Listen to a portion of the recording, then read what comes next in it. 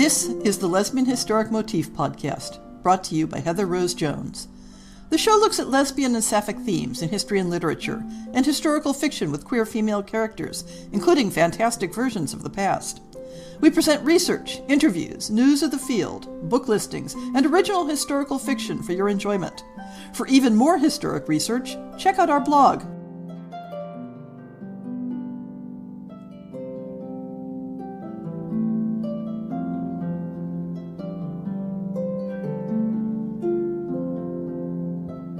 Welcome to On the Shelf for May 2025. At the time you listen to this, I will officially be retired from my job as a failure analyst for biotech pharmaceutical manufacturing. It's not the most fun time to be retiring on a 401k, but I'll be okay as long as I watch my expenses.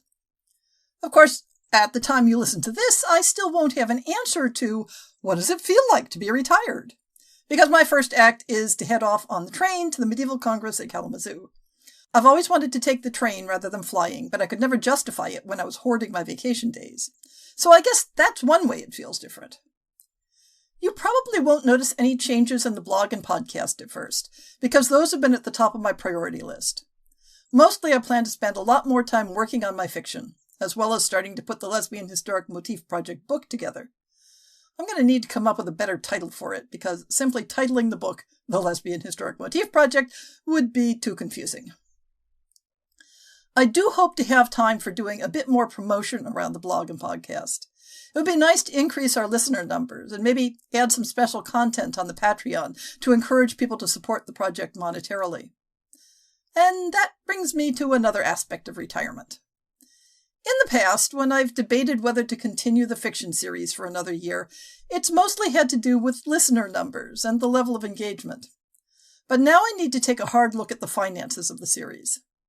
If I buy 4 stories at the maximum of 5,000 words, that's $1,600 in royalties. If I hire narrators rather than doing all the narration myself, that adds a few $100s more. And I'm not even talking about hosting costs and whatnot. Currently, the project's Patreon brings in $240 a year. I haven't pushed the Patreon as strongly as most people do, because covering expenses out of pocket wasn't a big deal. Well, going forward, it's going to be a somewhat bigger deal. So I'm going to start putting a more active emphasis on soliciting support. Whether or not the fiction series continues past next January is going to be influenced by whether listeners value it enough to support the show. So if you think it's a good thing that the Lesbian Historic Motif Project exists, and especially if you enjoy our fiction series, consider whether you're able to express that appreciation with cash. That said, we'll have our second story in this year's series at the end of the month, and it's absolutely amazing. Make sure you don't miss it. One thing I hope to have more time for is analyzing trends in sapphic historicals. I used to do a year-end analysis of settings, publishers, and so forth, but I let that slide a few years ago. I want to pull up my database and fill in the missing years to get caught up. We are seeing more and more sapphic historicals from mainstream publishers, but what feels like a serious drop in historicals from the most prominent small queer presses. The greatest diversity of stories and settings tends to come from independent authors, but those books often have limited distribution due to an over-reliance on Kindle and struggle to find visibility. I want to bring the data to these questions and return to tracking the market more closely. I hope to have more time to do reviewing and to have author interviews on a more regular basis. Any other ideas for things to add to the Patreon or the show will be cheerfully entertained. No recent book shopping for the blog. I've followed up on my impulse to start focusing on books on queer history in the USA, but haven't put any of it up on the blog yet. Let's just say that the past month has been a bit distracted. Before plunging into the new fiction, I want to return to a topic I've been discussing for the last couple of months. As you may recall, I've been noticing a new phenomenon flooding my book spreadsheet. It involves series of relatively short books, typically revolving around a specific theme, but not usually a connected narrative. The series is all released in a very brief time span, but there are a number of other features of this trend. The stories are typically only loosely rooted in history, more vibes than facts, and often involve ahistorical, gender-neutral casting. Regardless of the author, the cover copy tends to all have a very similar feel, and when I've dipped into the contents previews, the prose also has a very consistent feel. Another consistent feature is that the authors have essentially no online presence outside of the book listings, and most commonly have published only series books rather than including standalones. So, all of that being said, I have become increasingly more and more suspicious that this phenomenon represents books generated from large language models. The covers have strong AI vibes, but that's a more widespread issue. Therefore, I've made an executive decision not to include books that fit this profile in my new book listings. I'm still tracking them in my database, but with annotation. If anyone listening to this show is, in fact, an author using this model and has additional information that might change my mind on this point, I'm willing to entertain it. But currently, I'm following my gut. My show, my rules. On a more positive note, here are the new and recent books I've found this month. There are 2 April books, one of which I held over to this month to coordinate with interviewing the author.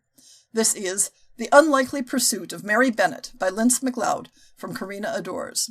I am always a sucker for a good Jane Austen takeoff. When Mr. Collins dies after just 4 years of marriage, Charlotte is lost. While not exactly heartbroken, she will soon have to quit the parsonage that has become her home. In desperate need of support, she writes to her best friend Lizzie. Unable to leave Pemberley, Lizzie sends her sister, Mary Bennet, in her stead. To Charlotte's surprise, Mary Bennet is nothing like she remembers. Mary's discovery of academia and her interest in botany, as well as getting out from under her mother's thumb, have caused her to flourish. Before long, Charlotte is enraptured with Mary and with the possibilities that lie beyond their societal confines. With each stolen glance and whispered secret, their friendship quickly blossoms into something achingly real. But when her time at the parsonage begins to dwindle and a potential suitor appears, Charlotte must make a choice: the safety and security of another husband, or a passionate life with Mary outside the confines of the Tone's expectations. The other April book is Midnight Letters by Rowan Wilder. In the gilded halls of Victorian London, Eleanor Blackwell's carefully arranged life is unravelling at the seams. Trapped in a loveless engagement to the controlling Lord James Harrington, she finds herself drawn to Vivian Foster, the rebellious portrait artist hired to immortalize their impending union. What begins with a mysterious sketch and a provocative question, "You seem trapped. Are you?"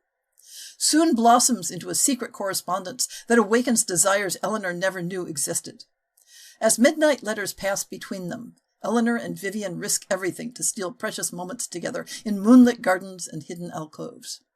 But in 1890s London, 2 women daring to love is more than scandalous.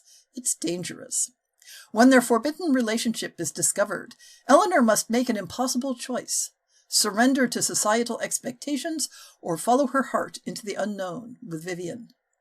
From the rigid drawing rooms of aristocratic England to the bohemian artist cafes of Paris, Midnight Letters is a sweeping tale of courage, sacrifice, and the transformative power of love. As Eleanor and Vivian build a new life together against all odds, they discover that the most profound revolution can happen in the human heart. There are 6 May releases, most of them from major publishers. This has a lot to do with indie books not having advanced publicity, so they tend to get identified only after they've been released. The Starving Saints by Caitlin Starling from Harper Voyager had a note in my database to confirm the hints of sapphic content, but I was able to find advanced reviews that satisfied me. Eimar Castle has been under siege for 6 months. Food is running low, and there has been no sign of rescue. But just as the survivors consider deliberately thinning their number, the castle stores are replenished. The sick are healed, and the divine figures of the Constant Lady and her saints have arrived, despite the barricaded gates offering succor in return for adoration. Soon the entire castle is under the sway of their saviors, partaking in intoxicating feasts of terrible origin. The war hero, Servoin, gives her allegiance to the Constant Lady. Faucine, a disorganized paranoid nun-turned-sorceress, races to unravel the mystery of these new visitors and exonerate her experiments as their source. And in the bowels of the castle, a serving girl, Trela, is torn between her thirst for a secret vengeance against Voin and the desperate need to escape from the horrors that are unfolding within Eimer's walls. As the castle discerns into bacchanalian madness, forgetting the massed army beyond its walls in favor of hedonistic ecstasy, these three women are the only ones to still see their situation for what it is. But they are not immune from the temptations of the castle's new masters, or each other, and their shifting alliances and entangled pasts bring violence to the surface. To save the castle and themselves will take a reimagining of who they are and a reorganization of the very world itself. The enthusiasm for books set in the Roaring Twenties continues with Murder at the Cabaret by Dana Gricken from Bella Books. In New York City, 1925, 22-year-old Penny Fox has a lot on her plate. After her father's untimely death, she's just inherited his cabaret club, the Primrose, complete with a speakeasy in the basement, made possible by local mob boss Sonny Hargrove. By night, she's managing her father's business while being hounded by a greedy crime lord, and by day, working as a private investigator at her agency called The Sly Fox to help women flee abusive partners and catch their husbands' affairs. To make matters worse, she's currently being sued by a client's husband for snapping pictures of him with his secretary and ruining his marriage. When she comes across another woman being abused, Cora Bellinger, she decides to help her and falls in love, making her fiancé a sworn enemy while trying to process her feelings. But it isn't until the dancers at her club begin going missing, and then murdered, that Penny realizes a serial killer is on the loose. If she wants to save her club and stop more women from being killed, she'll have to put her private eye skills to good use before it's too late. We haven't had as many cross-time stories lately, but Give My Love to Berlin by Catherine Bryant from Walrus Publishing follows a popular structure that jumps between the past and present, following memories and family secrets. In 1927, the beautiful city of Berlin is the gay capital of the world. Ruth, a performer at one of the nightclubs in the city, and her girlfriend Tilly are living their lives and enjoying the freedom of the Weimar Republic. They are surrounded by a chosen family that includes drag performers, transgender women, and the prominent physician, Dr. Magnus Hirschfeld. Ruth, Tilly, and their best friends, James and Ernesto, spend much of their time at the Institute for Sexual Science, the hub of the queer community in the 20s and early 30s. As the 20s come to a close, Tilly watches her father, a prominent lawyer, as he becomes more entrenched with the Nazi Party. Working in his law office as his secretary, she meets prominent figures in the Nazi Party, including Joseph Goebbels and Hermann Göring, and becomes increasingly concerned as time passes that there is much more at stake than just her relationship with Ruth, who is also Jewish. Tilly becomes privy to the planning of rallies, the plans the Nazi Party is making in order to ensure Nazi victories in major elections, and how the Nazis are taking over Germany one neighborhood at a time. The novel jumps between the 20s and 30s and the early 90s, and a young woman named Thea. Thea is dealing with the onset of her grandmother's dementia and discovers secrets hidden away that her grandmother never intended for her to uncover. Alternating between Tilly's perspective during the 20s and 30s as the Weimar Republic slowly gives way to a dictatorship, and Thea's perspective in the 90s as the secrets of her grandmother's history come to light, Give My Love to Berlin follows the lives of two gay couples, Tilly and Ruth, and their best friends James and Ernesto, trying to navigate falling in love, thriving in their community, and coming to terms with the danger they are in just being who they are. Actual medieval epics had a fascination with stories in which a woman in disguise earns fame as a knight and attracts the romantic interest of a fair lady. To the Fairest, by M. Walker, takes up this motif, although it turns the convenient twin brother trope on its head. In medieval Europe, Elena Montfort has always dreamed of competing in the knights' tournament, an arena forever closed to women.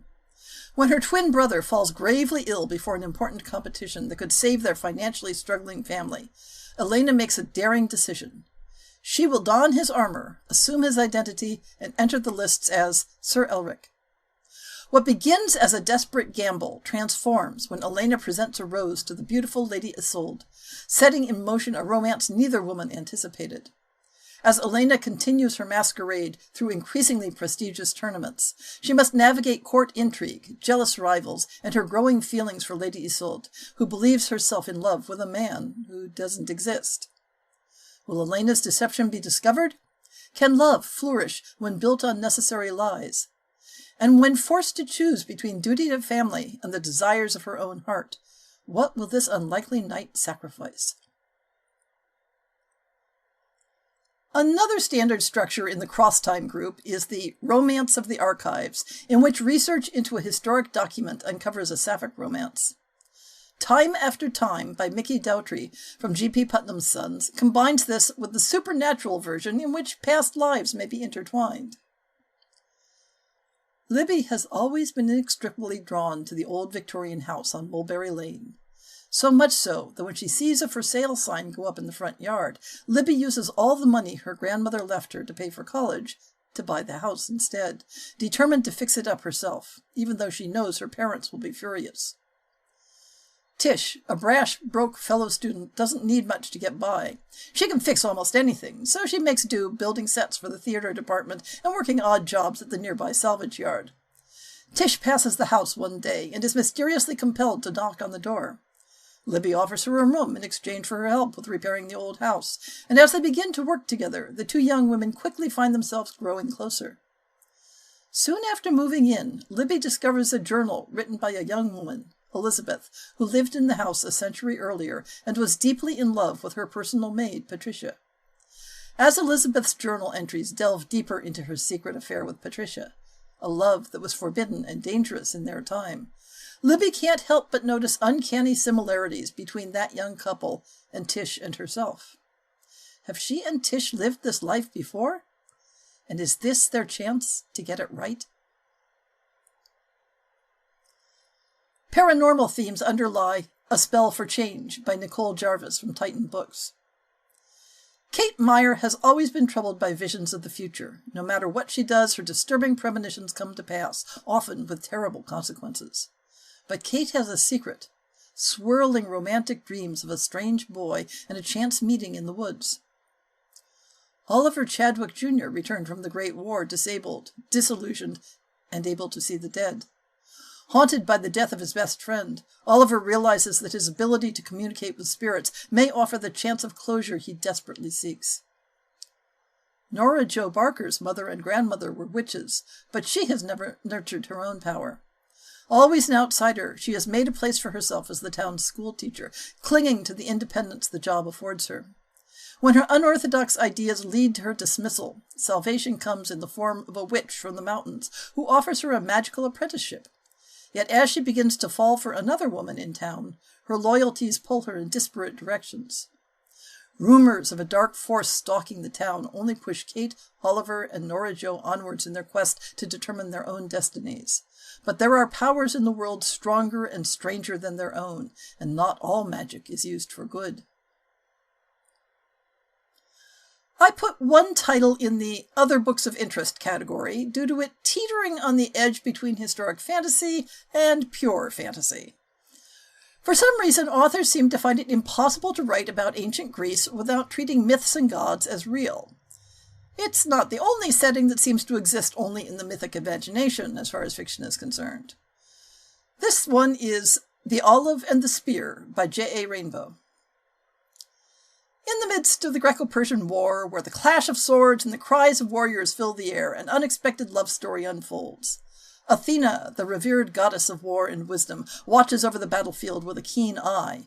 Her divine duties are interrupted when she encounters Andromeda, a fierce and valiant Spartan warrior whose courage and strength are unmatched. As Andromeda fights to protect her homeland, she captures not only the admiration of her fellow soldiers, but also the heart of the goddess herself. Drawn together by their shared valor and unyielding spirits, Athena and Andromeda forge a bond that transcends the mortal and divine realms. But in a world where duty and honor reign supreme, their love faces insurmountable challenges. As battle rage on and enemies close in, Athena must navigate her divine responsibilities while protecting Andromeda from both human and celestial threats. Together they must find a way to preserve their love amidst the chaos of war. And what am I reading? Not much, I'm afraid, and nothing new. I did a re-listen to Kate Hartfield's The Chatelaine in preparation for discussing it on someone else's podcast. But mostly I've been too distracted by retirement preparations to settle down with books.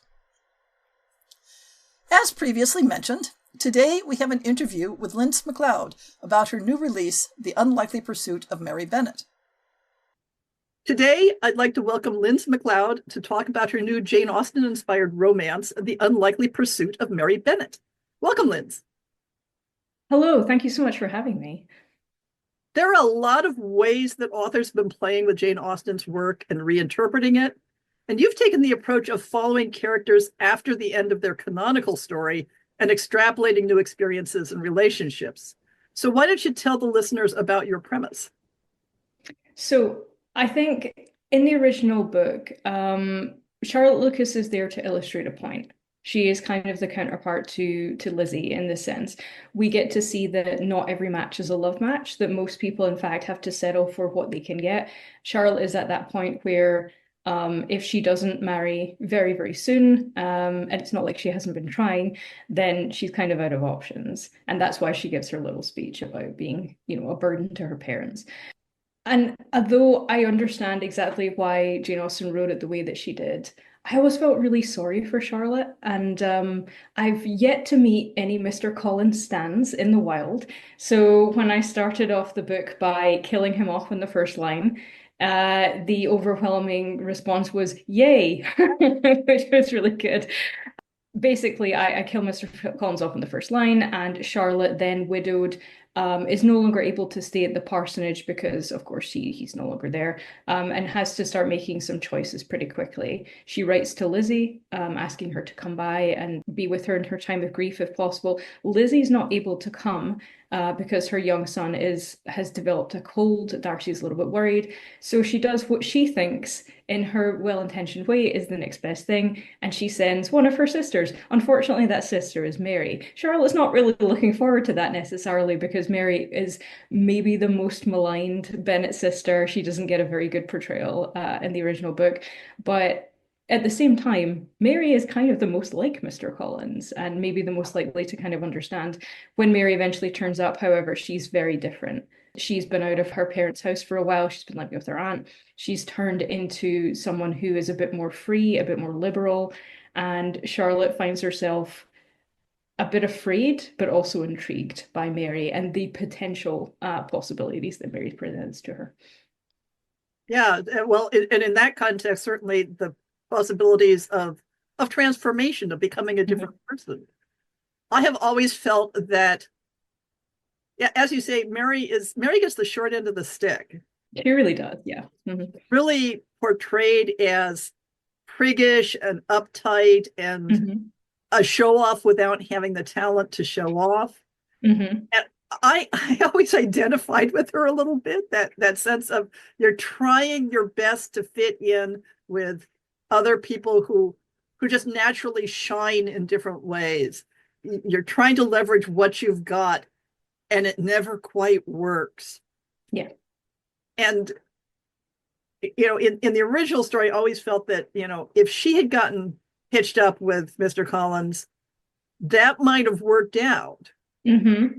But I like much better for her to get a truly happy ending. Yeah, I have to say I agree because there is a sense, even in the original Pride and Prejudice, that in their own ways, Mary and Mr. Collins would have been quite well aligned. And I do address that in the book where Charlotte says, I actually thought that he might have married you once. And Mary says, so did I.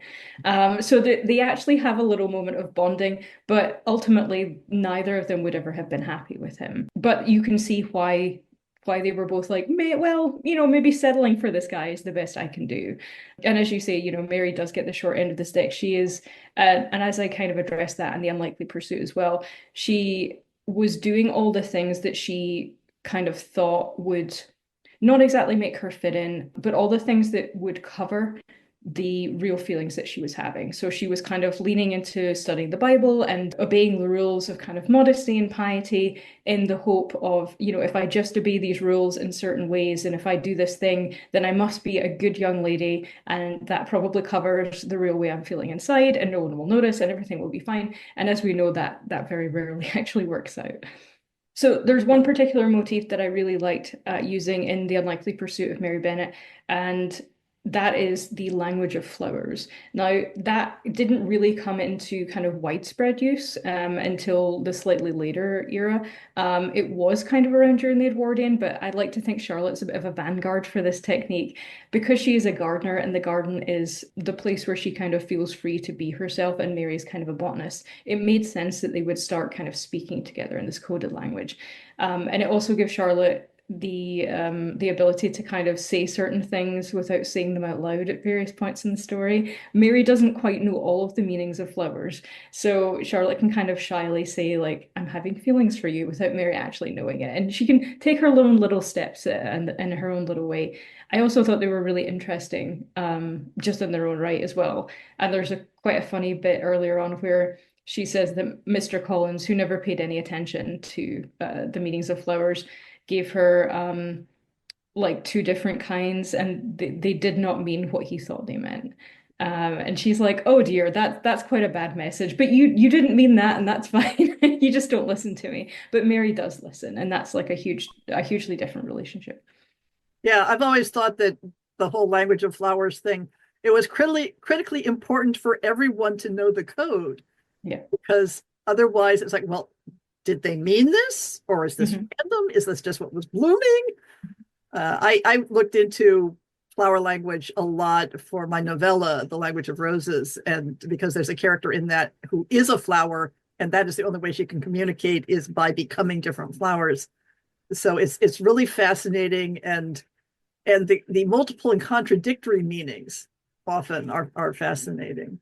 Yeah, I agree. There's definitely, for example, like daisies, there's a kind of innocence or purity, but there's also I'll never tell. So you have to kind of work out like which one is it? Is it that I'm keeping this secret or is that I don't know your secret? I think that's kind of interesting. So yeah, you have to decode it, but the cipher is not always completely clear. There's definitely some subtext going on there. And I think if you read and write queer fiction, you're very well versed in subtext. So I know why I love riffs on Jane Austen's works, especially sapphic interpretations. What attracted you specifically to picking up these threads and weaving this particular story?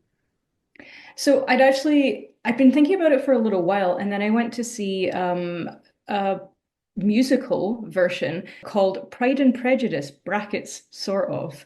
And in that, which is a wonderful show, by the way, and everyone should see it if they have the chance. And in that, there is a very clear yearning that Charlotte Lucas gives every time Lizzie does anything. And it's sort of played for laughs, but it's also quite touching and sad. And I remember coming out of it thinking, this just confirms what I've been wondering for a while. Let me try it as a short story. And I think I got about 5,000 words in, and then I realized, oh, this is a fully fledged book. There's no way that I can keep it short, and I think it deserves to be. And I think, if I like it, I mean, it's hard to say. Sometimes I only write things because if they don't exist, then I have to make them exist. But I thought, well, if I like it and I want to read it, the chances are maybe I'm not the only one. Maybe there are other people who have also seen this potential and who would quite like to see Charlotte Lucas get a second chance at a happy ending. I remember once somebody saying, and I forget the context, but it was about fan fiction and Hmm. talking about why there's relatively so few fan fiction stories about major properties that match women up together in a Yeah. romantic relationship. And they said the problem is it's very hard to find properties that have two women with interesting stories that could Hmm. possibly get together. And I think that's one of the rich things about Austen's canon is there are so many women, and they're also interesting. And you keep asking yourself, what's her backstory? What other stories might she have? What did Hmm. she do after the book? And there's just so many of them.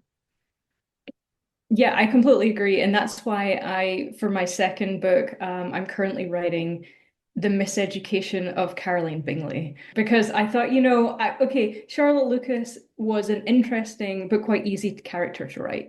She's a bit of a wallflower. She's kind of an introvert. She gets in her own way a lot of the time. She is completely oblivious, despite Mary making some really obvious overtures romantically. She is like, oh, how fun to be gals being pals. And she's just like, I understand it, but at the same time, it's very sweetly naive. And Caroline is not an easy character to like. I don't think I've ever met anyone who said that their favorite character was Caroline Bingley, but there's something really interesting about her as well because she also does not get any kind of an ending. Canonically, she does give her blessing to Elizabeth and Darcy a little bit later on, but we don't actually kind of get to see that in text at the end of Pride and Prejudice. And I kind of thought, Caroline Bingley is the opposite of Charlotte Lucas, who would slink away and never ask any questions. In fact, in The Unlikely Pursuit, someone is slightly sarcastic to Charlotte once at a salon, and she does react as if she's sort of Saint Sebastian being filled with arrows. It's like the worst thing to have happened. Whereas Caroline would just, metaphorically take their head off. And I thought if she really wanted to know why Mr. Darcy never saw her as a suitable match, she would ask him. I mean, I'm not saying she would like the answer. She certainly doesn't like the answer that he gives, but it then prompts a journey of, we will say self-discovery, although she does resist it at various points, despite claiming to want it. But there's a journey of self-discovery and self-reflection there that does mirror in some ways Charlotte's, but is completely different because she is a much more prickly character to write. Mhm. So your fiction and poetry covers a really wide range of genres and flavors. Is there some like underlying thread tying them together, or are you like the butterfly who flits from flower to flower, enjoying everything? I think I'm the butterfly. I keep a giant list of all the ideas I ever have. And as I frequently say in interviews, there is no idea so stupid I won't try it twice just to make sure it doesn't work. And actually, I showed my fiance the most recent ideas the other day, and she kind of went through it saying, "Oh, that one's pretty good. That one's medically impossible. This one's all right. What on earth is this?" And I had just written, and I still maintain that it could be a story if I work out how to do it. I had just written, what if toes really were little pigs and they oinked? And I'm just saying, there's a possibility that that could be a really poignant and meaningful story. You never know until you write it. But often I just write down everything and I have a go and see if it works. I do like a lot of different genres, everything from horror to romance. I do think that sometimes that can come across as kind of, oh, if you read maybe one of those genres and you don't really read the other, you're kind of wondering, like, what do they have in common? What do you think is interesting in both? But honestly, to me, there is something really interesting about kind of putting them at opposite sides of the spectrum because there is so much horror in love. There's the horror of loss. There's like fear. There's all these elements that are actually kind of present in horror. And in the same time, in horror, you are very rarely afraid unless it's kind of in pursuit of protecting or preserving something, whether that's somebody else or your own life. So I think they have more in common. And I'm kind of interested in like the character and like the emotions, all the things that we feel, no matter how weird the fiction gets, there should be something that you can identify there. There's some kind of human emotion that you have felt or you have seen portrayed, like love and loss and grief and sacrifice. We all kind of know these universal things, but how weird can you get with it? I'm always interested. So again, maybe the toe pigs will turn into be a wonderful sacrificial story of grief and loss and romance. We'll never know unless I try it. Yeah. So you've mentioned one new project that's coming up, the Carolyn Bingley story. Mhm. Any other projects that you want to pitch out there into the world? Yes, so I have a horror novella. I can't really reveal the title of it just yet, but that will be working on with my fiance. That's going to be coming out at the end of the year. And I also have something that's been very, very close to my heart and that I've been working on for a while, called An Honor and a Privilege. And this is my craft anthology project. I chose 12 writers, some of the best writers that I know, and each one of them a month at a time wrote a story with me and then we wrote an essay about how we did that and all the techniques that we used. And basically it kind of came about because I had a lot of mentees and clients come to me and say, I want to learn about writing techniques. So what should I read? What books are good about the craft?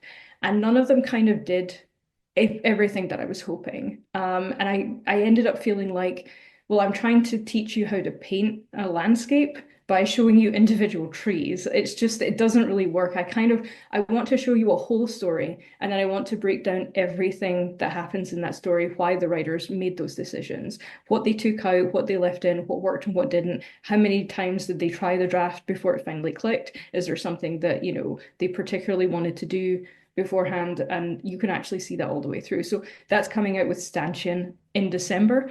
And what I would say is that if you have writers in your life and you don't know what to get them and you would like them to think that you have been listening to them, I suggest you buy them this book for Christmas. It's a wonderful way to show the writer in your life that you care. Well, absolutely. So where could people find out about you and your work online if you wish to be found?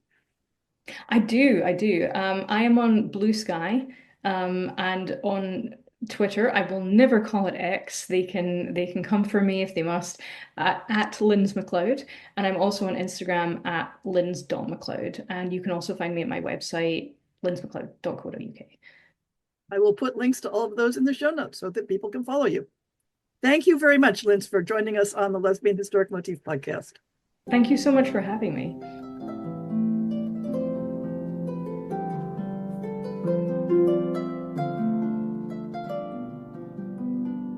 I hope you've enjoyed this episode of the Lesbian Historic Motif podcast.